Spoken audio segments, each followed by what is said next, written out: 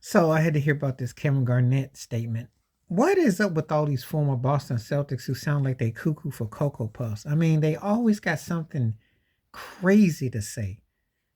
Paul Pierce always thinks he's better than Dwayne Wade and Dirk and half the league. And Kendrick Perkins talks crazy. I mean, it's like, you never hear Larry Bird talk out crazy and McHale and Parrish, but it's the ones who won with the latter Celtics that talk the most craziest talk. So Kevin Garnett parted his lips to say that Nikola Jokic is a better than Wilt Chamberlain. Am I right? Look, I like Jokic.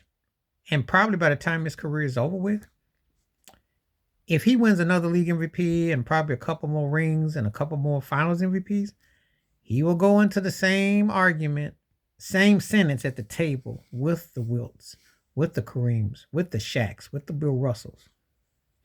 That, and you can make a case of, you throw Elijah and you want to throw Moses Malone. He'll be in that argument. He'll be in that class. You'll have to put him at that table when he does a couple more wins, a couple more chips, another league MVP.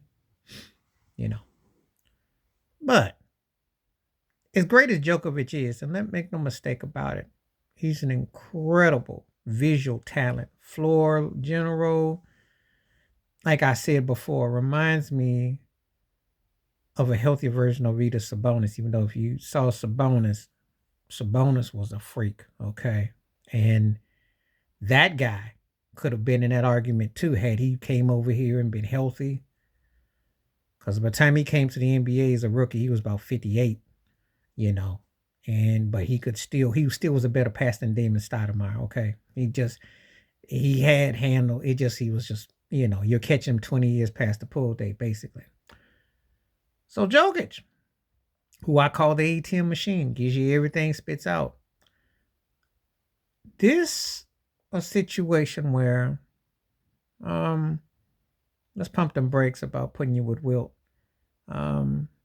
You're talented. Make no mistake about it. You know. But let's not get crazy. Let's not get crazy about putting you with someone who changed the course of basketball, who was a one-man wrecking crew, who they had to change the rules over, who broke so many rules, that you were a game changer. Let's not get crazy now. Let's not hyperventilate and say, oh, that you suddenly become to this guy, because Djokovic would have to play at an elite level. And when I say an elite level, as if his numbers ain't staggering now, he pretty much have to average like a 30, 10, and about 8 or 9 in a season, and do that about roughly about 5 or 6 times. He's not quite that dude. He bad though. He bad. And like I said, he wins a couple more rings, another league MVP. I'm not going to have a problem with him being mentioned with the greatest centers of all time if he does all that. They want to talk about his skill set. Well, Will Chamberlain led the league in assists. He got so tired of scoring, he decided to do that. We're not going to talk about rebounds and blocks and what Will could do. And, it's when you're going to be a stat machine and how you're going to dominate, we'll see what you do. But I know there's a narrative to always kind of submit somebody, because you got to remember, they hire these agents, these players get bought and paid to sell the most outlandish things. And so it sounds cool because it's a nice way to downplay yesteryear. You never see it in baseball. You ain't never going to see nobody say, oh, he was a better hitter than Babe Ruth or Ty Cobb. They'll never say no mess like that. Or they'll tell you there's never a left-hander better than Sandy Koufax. You ain't never going to hear that. You ain't going to never hear anybody in football tell you, oh, he was as precise as Johnny Unitas. They do not